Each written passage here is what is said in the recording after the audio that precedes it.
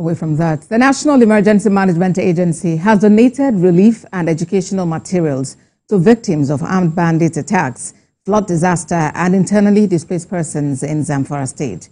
The government says it is monitoring the situation and the possibility of setting up a permanent IDP camp for victims of insecurity. Theophilus Darufai reports. Some communities in Zamfara have continued to suffer the brunt of insecurity despite relentless efforts by the state and federal governments to stem the tide of the activities of armed bandits.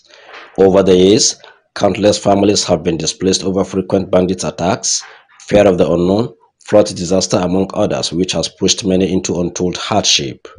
Now the federal government is here to put some smiles on the faces of the displaced persons by donating some relief items. There is incessant attacks, banditry attacks in all over Zamfara state, and also the recent flooding has devastated many communities in various local governments in Zamfara state.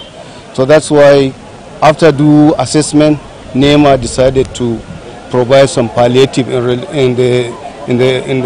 a relief material for the victims of the affected communities. We have been bombarded by so many calamities: flood, banditry, fire outcome, windstorm, and everything.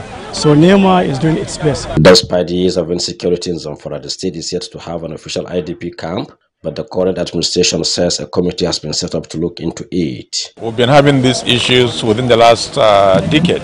So we're carefully studying the situation. Now that things are coming down, we set up a committee to look at the possibility, what do we do in the nearest future?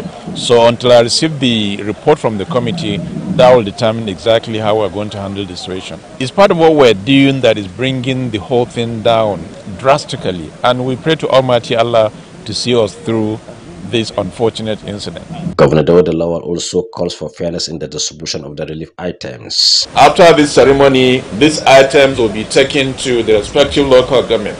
And I want to appeal to you to make sure these things get to the people concerned. We don't want a situation whereby we are spending so much money. Federal government is also doing its best to provide relief, and then somebody will just go and keep this and do something else.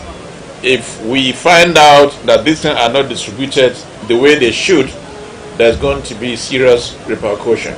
The items donated to the displaced persons include grains, toiletries, blankets, and educational materials for children and wards of the displaced persons to continue their education. Theophilus Darufai, TVC News Gusau.